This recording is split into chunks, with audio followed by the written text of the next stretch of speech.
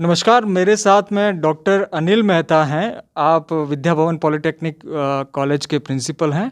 Water and sanitation engineering में आप विश्व में ख्यात नाम रखते हैं। आज हम इनसे चर्चा करने वाले हैं उदयपुर में सीवर जो प्रोजेक्ट चल रहा है, उस प्रोजेक्ट को कैसा होना चाहिए, वर्तमान में क्या चल रहा है और इंजीनियरिंग क्या बोलती है। सर नमस्कार। सबसे पहले तो ये जानना चाहेंगे कि सीवर प्रोजेक्ट होते क्या हैं और अब तक किस तरीके का सीवर सिस्टम उदयपुर में चल रहा था। देखिए, हम जितना भी पानी इस्तेमाल करते हैं घरों के अंदर, उस पानी का 80% भाग फिर से जलमल बन के निकलता है। तो वो उसमें क्या क्या शामिल होता है? एक तो जो हमारा फीकल मैटर है, जो हमारी शौच है, जो मल है, मानव मल है, वो शामिल होता है। हमारे बाथरूम का पानी शामिल होता है, किचन का पानी शामिल होता है। जितना भी पानी हमारे घर में उपयोग होने के बाद वापस से उत्सर्जित हो रहा है, वो सब और जो मल है वो मिला के हम उसको सीवरेज बोलते हैं, जलमल बोलते हैं। किचन के भाग को हम सलाज बोलते हैं। और ये जो जो जो का फीकल मैटर, उसको हम ब्लैक वाटर बोलते हैं, ब्लैक मैटर बोलते हैं। ये सब मिलके कहलाता है आपका सीवरेज। और इसका जो कंपोजिशन होता है, जो ये गंदगी जो निकलती है हमारी, ये इसका कंपोजिशन में केमिकल्स होते हैं, जीवाणु होते हैं। इसलिए इसका उचित से निस्तारण करना पर्यावरण की रक्षा के लिए और सबसे बड़ा बात है मानव स्वास्थ्य की रक्षा के लिए बहुत ज़रूरी होता है। अगर आप इसका ठीक से निस्तारण नहीं करेंगे तो बहुत सारी जल जनित बीमारियाँ समाज को हो सकती है। इसलिए सैनिटेशन पे बहुत ज़्यादा जोर रहता है कि जितना भी आपके घर से जो जलमल उत्सर्जित हो रहा है, सीवरेज उत्सर्जित हो रहा है, उसको ठीक से वहाँ से टैप करके जहाँ आप इसका उपचार करने वाले हैं वहाँ तक सावधानीपूर्वक ले जाएं। उसके बीच में कहीं किसी प्रकार का कोई लीकेज नहीं हो, बीच में किसी प्रकार की रुकावट नहीं हो। उस तरीके से उस व्यवस्था को बना के इसको एक अंत पॉइंट तक, एंड पॉइंट तक, जहाँ पे आप इसका ठीक से उपचार कर सकें। और उपचार भी इस तरह से करें कि उपचार होने के बाद जो पानी है वो आप पर्यावरण में विसर्जित कर सकें, प्रकृति में डाल सकें। ज़मीन पे डालना हो, नदी में डालना हो, वो आप डाल सकें उतने स्टैंडर्ड पे जाने के बाद। हाँ, आजकल तो ऐसी तकनीकी आ गई जिसके अंदर इस पानी को आप फिर से पी भी सकते हैं। विश्व के कई देश इस तकनीकी का इस्तेमाल कर रहे हैं जिसके अंदर वो सीवरेज को ट्रीट करके पानी को फिर से पीते हैं। इजराइल जैसे देश हाँ, कई सिंगापुर में भी है, अमेरिका भी के कुछ उदाहरण है। और हमारे यहाँ भी हम क्या कर रहे हैं, जितनी गंदगी झीलों में गिर रही है वो जो हम पी रहे हैं, हम पी तो ही रहे हैं, है ना। पर अगर आप ठीक से ट्रीट कर लें, तो मैं कह रहा हूँ अगर आप ठीक से ट्रीट कर लें तो ये पानी पीने लायक होता है। आप इसको पीने लायक पानी बना सकते आज तक उदयपुर में किस तरीके का सीवरेज सिस्टम हुआ करता था और ये जो नया जो सीवरेज सिस्टम पूरा उदयपुर में जो चल रहा है वर्तमान में, ये क्या मानकों पर खरा उतरता है या नहीं उतरता है, या क्या बेनिफिट मिलने वाला है, या कहीं चूक हुई है, क्या कहना चाहेंगे बतौर विशेषज्ञ। देखिए, सबसे पहले जो हमारे यहाँ सीवर सिस्टम बना, जिसके अंदर पहले तो घर से पानी नालियों में आता था, है ना। लेकिन भीतरी शहर में और कुछ शहर के और इलाकों में मुझे ख्याल आता है 78 से 82 के बीच में एक सीवर सिस्टम हमने बनाया, जिसके अंदर पानी को टैप करके, गंदे पानी को टैप करके, उसमें ख़ास तौर से जो बाथरूम का और किचन का पानी वो नहीं, जो हमारे शौचालय से आता है, जो गंदगी आती है उसको टैप करके और उसको मनवा खेड़ा तक हम ले जा रहे थे। तो एक लाइन जो चलती थी वो चलती थी आपकी हाथीपोल तक आती थी भीतरी शहर से, और हाथीपोल से आके फिर दिल्ली गेट, दिल्ली गेट से सूरजपोल, सूरजपोल से जो आपकी BN कॉलेज वाली रोड है उसको होते हुए फिर वो आगे सेक्टर्स होते हुए आगे तक जाती थी। लेकिन वो जाके उस तक गिरता था, उसको कोई उपचार नहीं था। तो ये व्यवस्था बनी और मुझे लगता है कि उस समय की आबादी, उस समय के फ्लो को देखते हुए वो व्यवस्था ठीक बनी थी। सीवरेज की नॉर्मली जो डिज़ाइन होती है, इसकी जो परियोजना बनती है, उसमें कुछ मोटे मोटे सिद्धांत हैं और वो सिद्धांतों के आधार पर सीवरेज योजना बनती है। तो जो 78-82 के दरमियान जो बनी, मुझे लगता है उस वक्त के हिसाब से वो ठीक बनी। समस्या ये आई कि चूँकि घर से गंदगी बाहर आती है तो, और फिर एक पाइप में जाती है, तो आपको ये बहुत ज़रूरी ध्यान रखना होता है कि उसके अंदर सीवर बहे, उसके अंदर जो गंदगी वो बहे। इसको हम बोलते हैं एक मिनिमम क्लिंजिंग वेलोसिटी, एक न्यूनतम प्रवाह वेग बना रहना चाहिए। दूसरा, प्रवाह इतना भी ज़्यादा नहीं हो जाए कि पाइप को ख़राब कर दे, है ना। तो उसका वो भी हम बोलते हैं कि वो मैक्सिमम वेलोसिटी कितना हो सकता है। फिर पानी कितना आए ताकि उसके अंदर जमे नहीं, ये कुछ मान के होते हैं। ये कैसे तय होगा फिर कि उसका एक स्लोप तय होता है, उसकी एक साइज़ तय होती है। फिर तय होता है कि चूँकि सीवर के अंदर इस तरह का मैटर होता है, उसमें गैसेस बनती है, तो गैसेस का एग्जिट की भी जगह होनी चाहिए। तो नियत अंतराल पे आपको वेंटिलेटिंग शाफ्ट भी बनाने पड़ते हैं। फिर एक नियत अंतराल के बाद आपको मेन होल भी बनाना पड़ता है। ये सब व्यवस्था के हिसाब से जो पूरा सिस्टम बना वो ठीक बना था। लेकिन सफाई प्रॉपर से नहीं, लोगों द्वारा भी अपने घरों में जो टॉयलेट की सीट है उसके अंदर तरह तरह की चीज़ें डाल देना, उसे सीवर ब्लॉक, जो मेन होल है उसका ढक्कन खोल के उसके अंदर गंदगी डाल देना। मैंने स्वयं ने जो दिल्ली गेट के आसपास के मेन होल को खोल के देखा, उसके अंदर क्या नहीं निकला। तो उस कारण से भी, चूंकि लोगों में भी कम अवेयरनेस है कि सीवर को हमें क्या ध्यान रखना है, उस कारण से वो जो सिस्टम बना था वो कहीं गड़बड़ हो गया, और फिर जो पाइप थे वो भी टूट गए। तो एक अनुसंधान हमने कराया था इसका 93 के अंदर, और हमें लगा कि ये सिस्टम अब काम का नहीं, काम कर रहा भी नहीं, तो नया सिस्टम बनाने की जरूरत है। वो जो सिस्टम था वो कुछ छोटे मोटे एरिया में ही था, लेकिन हमको तो पूरा झील के क्षेत्र में सीवर को टैप करना था। तो उस समय हमारे झील समिति के चेयरमैन थे, झील संरक्षण समिति के डॉक्टर PL अग्रवाल, वो steel authority of India limited के चेयरमैन रह चुके थे, और steel authority of India limited की अपनी खुद की बहुत टाउनशिप्स होती है। तो जो रांची के जो उनके एक्सपर्ट्स थे सीवर के, उन्होंने उनको उदयपुर बुलाया, और हमने एक मोटा मोटा खाका बनाया कि झील के आसपास किस तरह से हम सीवर लाइन बिछा के उसको सीवर को नीचे की तरफ ले जाके वहाँ एक उपचार सेंटर बना सकते हैं। एक मोटा मोटा प्लान बनाया। प्लान में क्या, हम घर से टैप करेंगे, टैप करने के बाद वो पाइप में चलेगा, पाइप का डायमेंशन एक तरीका है डिजाइन करने का, उससे निकल जाता है। कैसे निकलता है, उसका तरीका ये है कि जितना वाटर सप्लाई है, जितना पानी उपयोग में आ रहा है, उसका 80% हम मानते हैं कि सीवर लाइन में आ जाएगा। पर इसमें कहाँ गड़बड़ी होती है मैं आगे बताऊंगा आपको। तो ये जो प्लान अब जो हमने बनाया, उसी प्लान के आधार पर डिस्ट्रिक्ट एडमिनिस्ट्रेशन ने और राज्य सरकार ने उसको आगे बढ़ाया। लगभग 10-12 करोड़ रुपए की राशि सरकार के विभिन्न विभागों ने मिलकर एकत्रित भी की, और एक सीवरेज योजना, जिसको हम कई बार नीरी सीवरेज योजना भी कहते हैं, वो बनी 99-2000 के अंदर। उस पर काम शुरू हुआ। वो जो योजना थी उसके अंदर कहीं ये नहीं था कि झील के पेटे में से लाइन निकालनी, महत्वपूर्ण बात ये है, कहीं नहीं था वो। लेकिन उदयपुर में उस वक्त कुछ लोग ऐसे बाहर निकल के आए जिन्होंने कहा कि देखिए, अगर आपको ब्रह्मपुल की तरफ के पानी को नीचे की तरफ ले जाना है, तो अगर आप सड़क की तरफ से ले जाएंगे तो आपको ब्रह्मपुल आना पड़ेगा, ब्रह्मपुल से मल्लातले आना पड़ेगा, मल्लातले से आपको अलकापुरी, तो इतना लंबा रास्ता तय करना पड़ेगा। क्यों इसको झील में से निकाल देते हैं, उससे पैसे बच जाएंगे। और आपको आश्चर्य होगा, इस कारण से कुछ लोगों को पुरस्कार भी मिला, प्रशंसा पत्र भी मिला कि उन्होंने पैसे बचा लिए। ये बहुत ध्यान रखने की बात थी कि ये मतलब पैसे बचाने के खेल में झील के पारिस्थितिकी तंत्र के साथ में खिलवाड़ किया गया। हाँ, अब पैसे भी बचे कि नहीं बचे, ये भी एक अनुसंधान का विषय हो सकता है ना। तो वो सीवर लाइन बनी और उसमें झील पेटे में लाइन बिछाई गई पैसे बचाने के नाम पे। बीच में बहुत सारे मेरोल बनाए गए और सड़क के किनारे भी सीवर लाइन बिछाई गई। लेकिन इस कार्य में इतनी जल्दबाजी हुई कि जो सड़क पे मैनुअल थे, खास तौर से वो जब बरसात आई 2005 की, तो सारा का सारा झील का पानी बाहर निकल के और ज़मीन का जो पानी था उन सीवर मैनहोल में गिर रहा था, और झील के अंदर जो सीवर मैनहोल बने थे उनसे झील का पानी बाहर जा रहा था। तो जल्दबाजी में बना, सावधानी नहीं रखी। उसके बारे में आगे अपन बात करेंगे कि हमको क्या ध्यान रखना चाहिए। और तब जब ये 2005 में ऐसा हुआ तो सब लोग जुटे और सब ने मेहनत करके कहा इसको करेक्शन करते हैं। तो फिर भी करेक्शन की बात चली कि जहाँ जहाँ मैनुअल में गड़बड़ी उन मैनुअल को ठीक करें, जो झील के अंदर मैनुअल उनको ठीक करें, और काफ़ी कुछ ठीक किया भी। और उस समय एक बड़ी जो कहते हैं कि एक हादसा होते होते रह गया, लेकिन एक हादसा हुआ भी, ऐसा भी नहीं हुआ।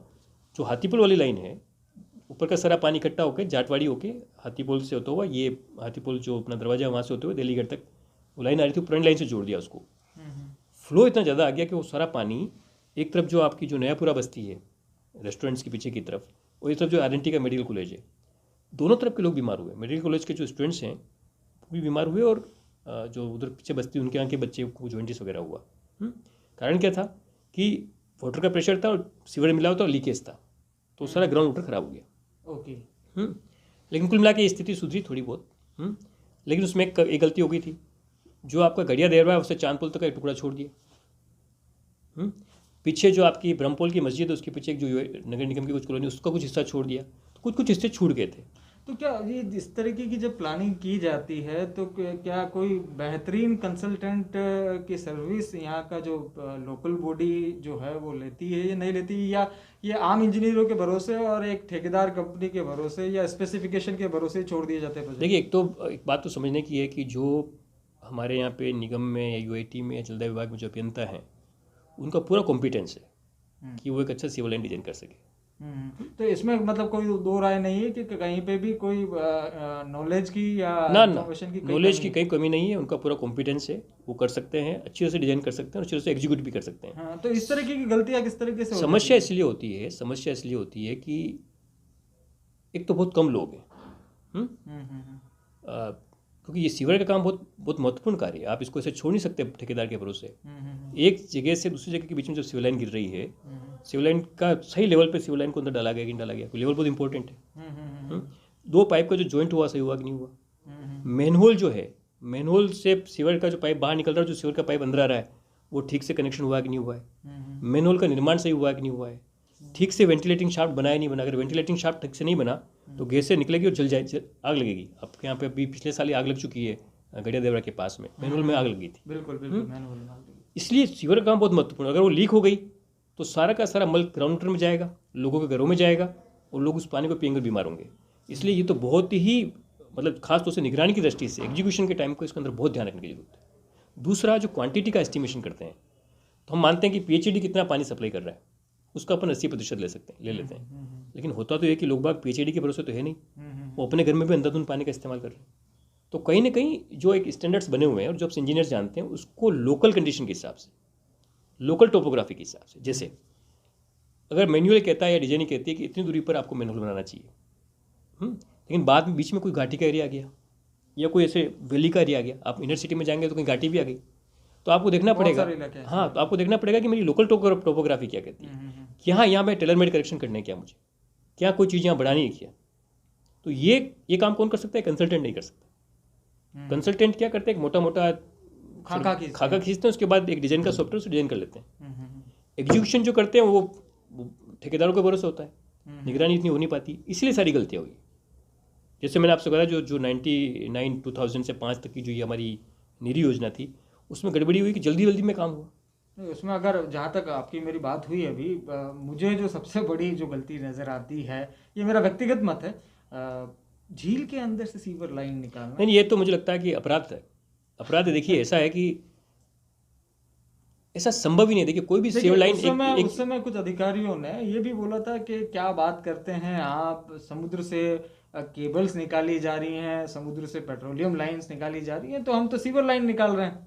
इस तरह की भ्रामक बातें, ये मेरा व्यक्तिगत मत है। आप ठीक कह रहे हैं। देखिए क्योंकि आपने झील के पारिस्थितिकी तंत्र, आपके पास में मेरे ख्याल से आपके पास में ऐसा कोई अधिकार नहीं थे कि आप झील के अंदर से सीवर लाइन निकाल दें, और खास तौर से जो पेयजल की झील हो, है ना, क्योंकि कोई भी सीवर सिस्टम को फुल प्रूफ लीक प्रूफ बनाना, फुल प्रूफ लीक से मुक्त रखना, आइडियल सीवर लाइन तो पॉसिबल ही नहीं है, बहुत ही मुश्किल होता है। क्योंकि बहुत सारे फैक्टर्स होते हैं। थोड़ी सी भी चूक हुई, एक जो गैस बनती है ना, वो गैस भी उसको बस्ट कर सकती है ना।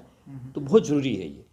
तो मैं आपको सिलसिलेवार समझाता हूँ ये बात सारी की सारी, है ना। तो एक तो ये कि ये जो गलती होगी जो आपने कहा बहुत ज़रूरी है। तो मैं जो मूल बात आपसे कह रहा था कि लोकल कंडीशन के हिसाब से, लोकल टोपोग्राफी के हिसाब से, लोकल कल्चर के हिसाब से, लोगों की आदतों के हिसाब से कहीं ना कहीं सुधार करना होता है। जैसे हमारे यहाँ पे सिविल लाइन डाली, लेकिन हमारे यहाँ पे इनर सिटी में बहुत होटल्स और गेस्ट हाउस हैं, तो वो फैक्टर कहीं ध्यान रखना जरूरी है कि हाँ, होटल में हमने मान लिया इतने बेड्स हैं, पर पानी का इस्तेमाल बेतहाशा होता है, वहाँ स्विमिंग पूल भी होता है ना, बहुत सारे केमिकल्स का इस्तेमाल भी होता है। तो ऐसी बहुत सारी बातें वहाँ ध्यान रखने की होती है। इसलिए हम कहते हैं कि लोकल कंडीशन के हिसाब से उसको थोड़ा मॉडिफाई करना चाहिए। तो पहली बात तो ये होगी। दूसरी बात ये होगी कि जो एग्जीक्यूशन है, जिसके लिए मैं बार बार कह रहा हूँ, उसके अंदर बहुत जरूरी कि बहुत सावधानीपूर्वक किया जाए। एक सीवर का पाइपलाइन जब उतारते हैं, क्योंकि आप देखिए, आप जो सर्वे करते हो सड़क पे करते हैं, सड़क के लेवल को आप नीचे ज़मीन में शिफ्ट करते हैं, है ना। उसको शिफ्ट करने के लिए आपको बहुत सावधानी रखनी होती है कि कितना गड्ढा खुदेगा, कितना चौड़ाई होगा और कितना लेवल पे आप पाइप को कितना टिल्ट करेंगे। ऐसे रिवर्स तो जाता नहीं है, एक जेंटल स्लोप होता है, डिजाइन से आता है, उस तरह से करना पड़ेगा। फिर कहाँ मैनहोल बनेगा, कहाँ वेंटिलेटिंग शाफ्ट बनेगा, सब चीज़ें ध्यान रखनी होती है ना सारी की सारी। तो आप इसको ठेकेदार के भरोसे नहीं छोड़ सकते। तो कौन लोग चाहिए आपके लिए? लगातार निगरानी करने वाले, जो वहाँ रहे। एक भी सेक्शन सीवर का डाला तो वहाँ लोग रहे। जब आप सीवर लाइन को डाल दें, उसके बाद 2 मैनहोल के बीच में हमेशा टेस्टिंग होती है, दोनों में पानी भर के देखते हैं कि लीक तो नहीं है। जैसे अपना पंचर वाला देखता है, वैसे हमको भी देखना चाहिए, नियम कहता है ये। पर जल्दबाजी में काम होता है, फटाफट भर दिया जाता है। लेकिन अगर ये सब करना है तो आपको मैन पावर चाहिए। अगर मैन पावर नहीं तो आप उसके तरीके निकाल सकते हैं। जो मैं बार बार कहता हूँ कि ये कोई इतना बड़ा विज्ञान भी नहीं है, समझ की बात है, कॉमन सेंस की भी बात है। जिस क्षेत्र से हम पानी, ये जो सीवर की लाइन निकाल रहे हैं, वहाँ कुछ लोगों को इन्वॉल्व करें। उसमें कुछ स्टूडेंट्स भी हो सकते हैं जो ज्ञान पढ़ते हैं या तकनीकी पढ़ते हैं, उनको थोड़ा सा ट्रेनिंग दे दें, थोड़ी सी बात समझा दें। वो ध्यान रखेंगे वहाँ पे, उनके शहर के लिए है बात, और उनको गर्व की भी अनुभूति होगी हम अपने शहर के लिए काम कर रहे हैं। उनको अगर वहाँ ले लें, साथ जोड़ लें, तो हर जगह पे आपकी एक नागरिक की निगरानी होगी। तो जो गड़बड़ी होती है, जल्दबाजी होती है, वो खत्म हो जाएगी। तो ये तो मैं आपसे दूसरी बात कही कि ये डालते वक्त क्या ध्यान रखना है। तीसरी बात, डाल भी दिया आपने, सब कुछ अच्छा कर लिया, लेकिन ये रोजाना मेंटेनेंस का काम है। आपके घर के टॉयलेट को अगर आप एक दिन साफ़ नहीं करें तो क्या होता है? आपके घर के अंदर से जो पाइप आ रहा है उसमें थोड़ा सा भी चोक हो जाए तो आप होने देते हैं क्या? नहीं, आप ध्यान रखते हैं, कुछ डालेंगे, ठीक करेंगे उसको, है ना?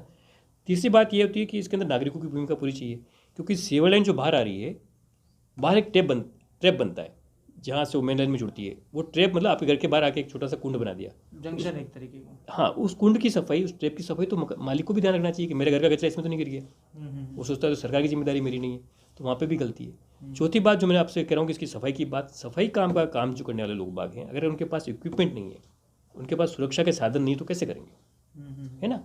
तो होता क्या है कि वो बिना किसी मास्क के, बिना किसी सुविधा के, गजट के सिविल लाइन में उतरेंगे तो बीमार होंगे, मर भी जाएंगे, मरने की समस्या है। इतने सब साधन चाहिए कि आप साधन सारे मतलब कई जगह काम आ रहे हैं, साधनों को होना चाहिए।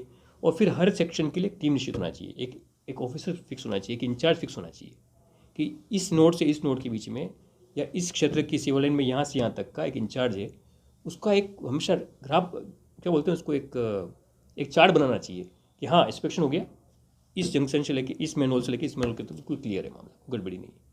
तो जो सबसे महत्वपूर्ण बात है सिविल लाइन के लिए वो होती है उसकी ऑपरेशन एंड मेंटेनेंस, उसकी स्वच्छता, उसकी सफाई। आप कितना ही परफेक्ट सिस्टम डाल दें, 1-2 दिन में भी अगर सफाई नहीं हुई या मेंटेनेंस नहीं हुआ तो सब चौक हो जाएगा, आपके मैनुअल से पानी बहना शुरू हो जाएगा। देखिए फिलहाल जहाँ तक सुना है वहाँ तक उदयपुर का जो ये सीवर सिस्टम डाला गया है वो आने वाले 7 साल तक या ज़्यादा वर्षों तक यही कंपनी करने वाली इसका मेंटेनेंस भी। तो जो चुनौतियाँ हैं वो उस कंपनी के सामने ज़्यादा रहेंगी। नहीं, मेंटेनेंस एक इशू है। देखिए मेंटेनेंस इशू में टूट फूट का बात होती है सफाई की, है ना? नागरिकों को की जो नगर निगम की जो सफाई टीम है, सरकार ने उसे कानून बना दिया है कि जितने भी जो सीवर की लाइन की सफाई करते हैं वो बिना गजट्स के काम नहीं कर सकते हैं, ये अपराध हो जाता है। लेकिन अभी तक वो सारे साधन उनके तक पहुँचे नहीं है। मैंने उनकी 2 ट्रेनिंग की है, वैसे साधन पहुँच भी जाए तो उनकी आदत में आए, तो हमको इस्तेमाल करते ही करना है। देखिए मास्क पहना भी कितने लोगों को मुश्किल लगता है, हेलमेट पहना भी कितने लोगों को मुश्किल लगता है ना? वो आदत में डालना बहुत जरूरी है। जो उदयपुर में अभी जो सीवर लाइन डल रही है उसके बारे में क्या अपने इनपुट देना चाहेंगे? मैं उसमें जो अभी तक जो बातें की वही कहूँगा आपसे कि जो एक तो जो डिज़ाइन जब बन के आ जाए, जब कंसल्टेंट बना के भेजे, उस डिज़ाइन को हमारे जो स्थानीय इंजीनियर्स हैं, जो उसमें ज़्यादातर लोग यहीं के रहने वाले हैं, वो उसको अपनी लोकल टोपोग्राफी के हिसाब से, अपने क्षेत्र के हिसाब से एक बार उसका ठीक से एनालिसिस कर ले, गंभीरता से करें, मोटे तौर पे साइन नहीं कर ले। दूसरी बात, एग्जीक्यूशन जब होता है, जब सिविल लाइन डाली जाती है, उस डालते वक्त निगरानी की एक पुख्ता व्यवस्था वो पूरी बननी चाहिए। तीसरी बात, फंक्शनल करने से पहले टेस्टिंग का जो काम है, कहीं लीक तो नहीं है, वो पूरी तरह से गंभीरता से उसको पूरा करना चाहिए। चौथी बात, इसके ऑपरेशन मेंटेनेंस का एक चार्ट बनना चाहिए, एक लोक चार्ट बनना चाहिए जिसके अंदर हमेशा आपको ध्यान रहे कौन क्या करने वाला, क्या नहीं करने वाला। और पांचवी बात, आजकल इंटरनेट ऑफ थिंग्स का ज़माना है, आप ऐसी बहुत सारी चीज़ें, ऐसे सेंसर्स डाल सकते हैं जिसमें आप अपने दफ्तर में बैठे हुए सब कुछ कर सकते हैं। मान लीजिए एक मेन होल है, मुझे मेन होल में पता है कि इसमें लेवल कहाँ तक जाने वाला है और कहाँ तक गिरने वाला है, मैं अपने दफ्तर में बैठ के देख सकता हूँ ना इसको। आजकल तो इंटरनेट का, इसको IoT बोलते हैं अपन, और कई जगह इस्तेमाल हो रहा है चीज़ें ये, बिल्कुल हो रहा है। तो आप इसको अगर ये टेक्नोलॉजी साथ डाल दें तो आपकी जो निगरानी है वो बहुत पुख्ता हो जाएगी। और अंतिम बात जो मैं कह रहा हूँ, जो इसको मेंटेन करने वाले हैं, जो इनकी सफाई करने वाले हैं, उनका पूरा प्रशिक्षण और उनकी पूरी गंभीरता, उसमें लगातार काम करते रहे। और नागरिक भी ध्यान रखे कि सीवर बहुत सेंसिटिव है, अगर सीवर लाइन थोड़ा भी लीक होती है तो मैं ही सबसे पहले जब पास रहता हूँ, मैं पीड़ित होने वाला हूँ, मेरे बच्चे पीड़ित होने वाले हैं। तो इसलिए नागरिक सहभागिता, सरकार की सहभागिता, इंजीनियर्स का पूरा इन्वॉल्वमेंट और जो आधुनिक तकनीकी है उसको इस्तेमाल करके हम अच्छा सीवर सिस्टम बना सकते हैं, कोई असंभव काम नहीं। आप थे उदयपुर के विख्यात वाटर एंड सैनिटेशन एक्सपर्ट, पूरे विश्व में आपका नाम है। आपने काफ़ी अच्छी जानकारी दी उदयपुर के सीवर सिस्टम के बारे में, और जो एक सामान्यतः सीवर सिस्टम की जो उपयोगिता होती है उसके बारे में बताया। डॉक्टर अनिल मेहता का हम लोग तहे दिल से आभार व्यक्त करते हैं। मैं Dinesh Bhatt, news agency India से।